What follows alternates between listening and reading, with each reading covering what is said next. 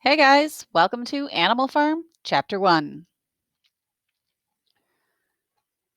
The nice thing about this particular document that I've included here on Google Classroom is that you can jump directly to particular chapters. Chapter 1. Mr. Jones of the Manor Farm had locked the hen houses for the night, but was too drunk to remember to shut the pop holes. With the ring of light from his lantern dancing from side to side, he lurched across the yard, kicked off his boots at the back door, and drew himself a last glass of beer from the barrel in the scullery. Scullery's kind of like a mudroom, and made his way up to bed, where Mrs. Jones was already snoring. As soon as the light in the bedroom went out, there was a stirring and a fluttering all through the farm buildings. Word had gone round during the day that old Major, the prize middle white boar, hope everybody remembers that a boar is a pig, had had a strange dream on the previous night and wished to communicate it with the other animals. It had been agreed that they should all meet in the big barn as soon as Mr. Jones was safely out of the way. Old Major, so he was always called, even though the name under which he had been exhibited was Willingdon Beauty, was so highly regarded on the farm that everyone was quite ready to lose an hour's sleep in order to hear what he had to say. At one end of the big barn, on a sort of raised platform, Major was already ensconced on his bed of straw, under a lantern which hung from a beam.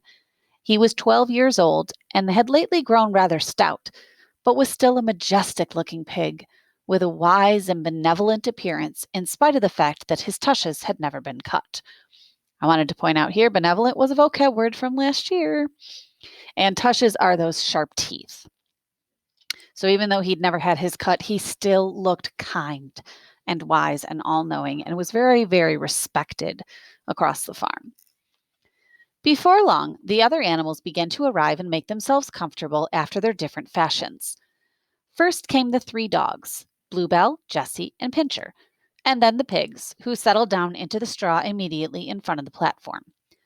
The hens perched themselves on the window sills, the pigeons fluttered up to the rafters, the sheep and cows lay down behind the pigs and began to chew the cud.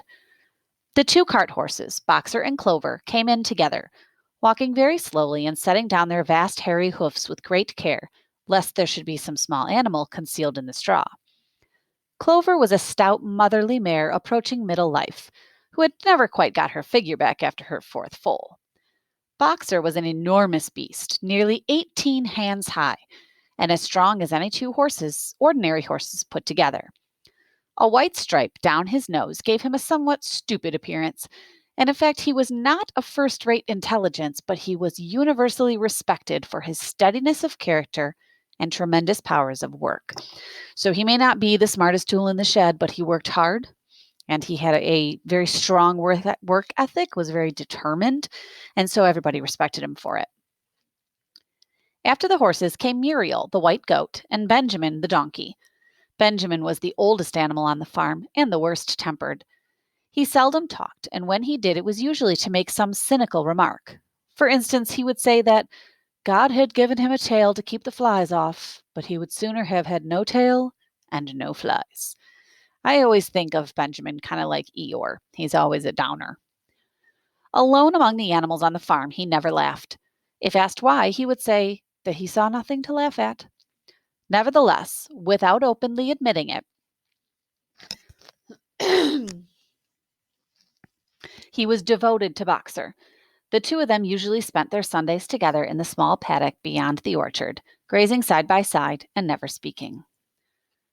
The 2 horses had just lain down when a brood of ducklings, which had lost their mother, filed into the barn, cheeping feebly and wandering from side to side to find some place where they would not be trodden on. Clover made a sort of wall around them with her great foreleg, and the ducklings nestled down inside it and promptly fell asleep. At the last moment, Molly, the foolish, pretty white mare who drew Mr. Jones's trap, came mincing daintily in, chewing at a lump of sugar.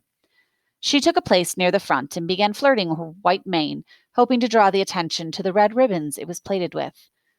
Last of all came the cat, who looked around as usual for the warmest place, and finally squeezed herself in between Boxer and Clover. There she purred contentedly through Major's speech without listening to a word of what he was saying. So you can find out a lot about our major characters just by this description. So you'll notice I went through and I underlined all the major characters, all the major animal groups on the farm. And we got a lot of pretty good descriptions, right? Molly kind of sounds like the Kardashian of the bunch, more caring about how she looks than anything else. The cat shows up because people show up, but doesn't necessarily pay attention. You've got Boxer and Clover, the huge cart horses. They're like very big personalities on farm. And then you've got your pigs and your hens and your cows, and then, of course, Old Major. All the animals were now present except Moses, the tame raven, who slept on a perch behind the back door. When Major saw that they had all made themselves comfortable and were waiting attentively, he cleared his throat and began. Comrades, you have heard already about the strange dream I had last night, but I will come to the dream later. I have something else to say first. I do not think, comrades, that I shall be with you for many months longer, and before I die, I feel it my duty to pass on to you such wisdom as I have acquired. I've had a long life. I've had much time for thought as I lay alone in my stall, and I think I may say that I understand the nature of life on this earth as well as any animal now living. It is about this that I wish to speak to you. Now, comrades, what is the nature of this life of ours? Let us face it. Our lives are miserable, laborious, and short. That word laborious looks a little weird, but if you break it down into the word labor, and you think Labor Day, right? A day where we don't work. So laborious just means he's just saying that their lives are short and full of work. We are born, we are given just so much food as will keep the breath in our bodies, and those of us who are capable of it are forced to work to the last atom of our strength. And the very instant that our usefulness has come to an end, we are slaughtered with hideous cruelty. No animal in England knows the meaning of happiness or leisure after he is a year old. No animal in England is free. The life of an animal is misery and slavery. That is the plain truth. But is this simply part of the order of nature? Is it because this land of ours is so poor it cannot afford a decent life to those who dwell upon it? No, comrades, 1,000 times no. The soil of England is fertile. Its climate is good. It is capable of affording food in abundance to an enormously greater number of animals than now inhabit it. This single farm of ours would support 12 horses, 20 cows, hundreds of sheep, and all of them living in a comfort and dignity that are now almost beyond our imagining. Why then do we continue in this miserable condition? Because nearly the whole of the produce of our labor is stolen from us by human beings. There, comrades, is the answer to all of our problems. It is summed up in a single word: man. Man is the only real enemy we have. Remove man from the scene, and the root cause of hunger and overwork is abolished forever. I do want to point out in the introductory video, I talked to you about that British spelling. Here's the British spelling I warned you about, right? That is the same labor we use, even though we use it without the U. Man is the only creature that consumes without producing. He does not give milk. He does not lay eggs. He is too weak to pull the plow. He cannot run fast enough to catch rabbits. Yet he is the lord of all animals.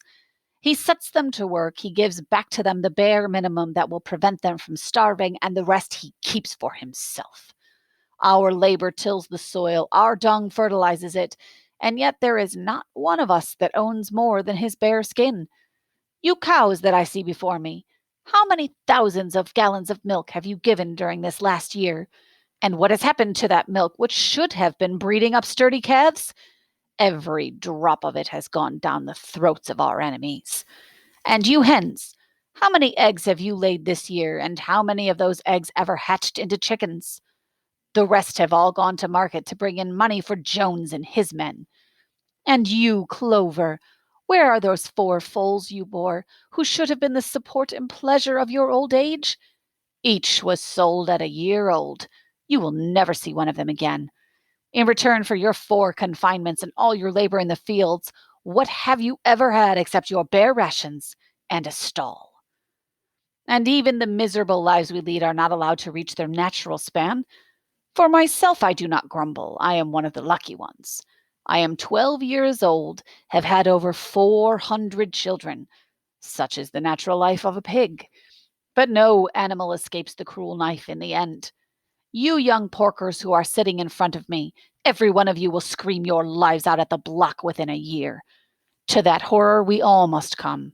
Cows, pigs, hens, sheep, everyone. Even the horses and the dogs have no better fate. You, Boxer, the very day that those great muscles of yours lose their power, Jones will sell you to the knacker, that'd be the butcher, who will cut your throat and boil you down for the foxhounds. As for the dogs, when they grow old and toothless, Jones ties a brick round their necks and drowns them in the nearest pond. Is it not crystal clear, then, comrades, that all of the evils of this life of ours spring from the tyranny of human beings? I want to stop for a second. This word tyranny is pretty important, right? So, tyranny or tyrant or tyrannize refers to the holding down of one group by another, right? So, it's the oppressive and terrible rule. I always think of Hitler and the Nazis. We've talked about Stalin and how he was when he took power in Russia, South Africa under apartheid, right? These are all tyrannical governments, right? And so as Old Major is making his speech, he's comparing the humans, all humans, but more specifically, the humans in charge of their farm, to these tyrannical governments, and doing a fairly good job. Only get rid of man, and the produce of our labor would be our own. Almost overnight, we could become rich and free. What then must we do? Why, work night and day, body and soul, for the overthrow of the human race. That is my message to you, comrades. Rebellion! I do not know when that rebellion will come. It might be in a week or in 100 years, but I know as surely as I see this straw beneath my feet that sooner or later justice will be done. Fix your eyes on that, comrades, throughout the short remainder of your lives. And after all, pass on this message of mine to those who come after you, so the future generations shall carry on the struggle until it is victorious. And remember, comrades, your resolution must never falter. No argument must lead you astray. Never listen when they tell you that man and the animals have a common interest, that the prosperity of the one is the prosperity of the others. It's all lies. Man serves the interests of no creature except himself. And among us animals, let there be perfect unity, perfect comradeship in the struggle. All men are enemies. All animals are comrades. At this moment, there was a tremendous uproar. While Major was speaking, 4 large rats had crept out of their holes and were sitting on their hindquarters listening to him. The dogs had suddenly caught sight of them, and it was only by a swift dash for their holes that the rats saved their lives. Major raised his trotter for silence. Comrades, he said, here's a point that must be settled. The wild creatures, such as rats and rabbits, are they our friends or enemies? Let us put it to a vote. I propose this question to the meeting. Are rats comrades? The vote was taken at once, and it was agreed by an overwhelming majority that rats were comrades. There were only 4 dissentients. You can probably guess by the context that dissentients means those people who don't agree. All right, the 3 dogs and the cat, who afterwards discovered to have voted on both sides. Major continued, I have little more to say. I merely repeat, remember always your duty of enmity towards man and all his ways. Enmity is kind of a strange word, but it always reminded me of enemy, and enmity is that feeling of hatred. Whatever goes upon 2 legs is an enemy. Whatever goes upon 4 legs or has wings is a friend. And remember also that in fighting against man, we must not come to resemble him. Even when you have conquered him, do not adopt his vices or his bad habits.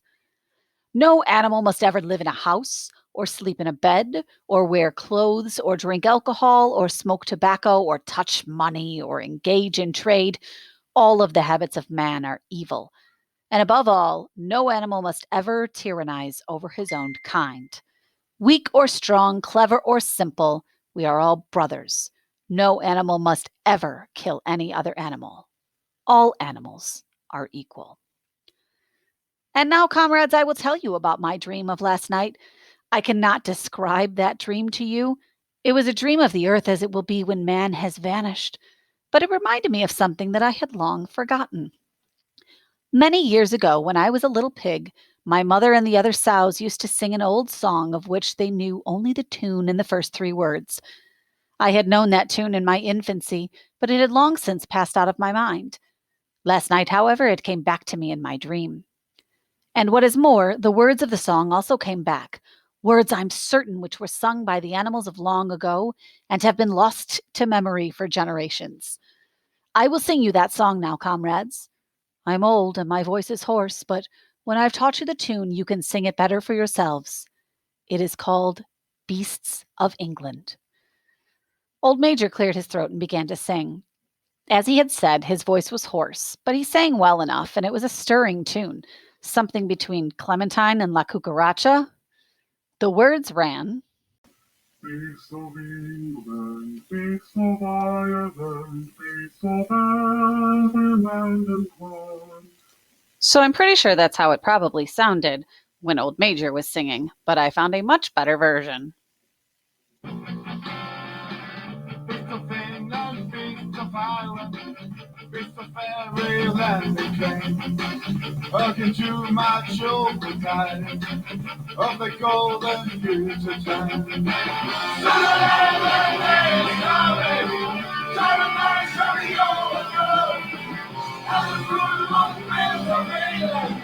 Shall be drunk like beasts of Praise shall vanish from our mountains, and the fire from our back. And the spurs shall last forever, for the winds of the shall crack.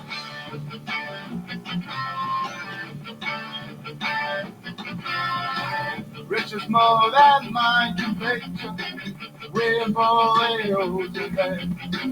Gallopings and many words shall be yours some in the day. Saturday shall be overthrown, and for the Lord brings a vineyard, shall be drunk by beasts alone. They shall vanish from our mountains, and the horses from our back, and the spurs shall last forever, for the winds of the world shall cry. So they took some liberties with the words and they, added in an extra chorus. But you can get the idea as you read through the rest of the words to the song. The whole point is how much better the world will be when man does not tyrannize over animals and animals are free. The singing of this song threw the animals into the wildest excitement. Almost before Major had reached the end, they had begun singing it for themselves. Even the stupidest of them had already picked up the tune and a few of the words. And as for the clever ones, such as the pigs and the dogs, they had the entire song by heart within a few minutes. And then, after a few preliminary tries, the whole farm burst into Beasts of England in tremendous unison. The cows lowed it, the dogs whined it, the sheep bleated it, and the horses whinnied it, and the ducks quack, quack, quacked it. They were so delighted with the song, they sang it right through 5 times in succession and might have continued singing it all night if they had not been interrupted. Now imagine what this would have sounded like. All of these animals all making their own noises to someone like Mr. Jones inside the house. Unfortunately, the uproar awoke Mr. Jones, who sprang out of bed, making sure that there was a fox in the yard. He seized the gun which always stood in the corner of his bedroom and let fly a charge of number 6 shot into the darkness. The pellets buried themselves in the wall of the barn, and the meeting broke up hurriedly. Everyone fled to his own sleeping place. The birds jumped on their perches, the animals settled down in the straw, and the whole farm was asleep in a moment. That's the end of chapter 1. Now make sure that you go onto Google Classroom and complete the chapter 1 response, which is a Google form, and then you're ready to begin chapter 2.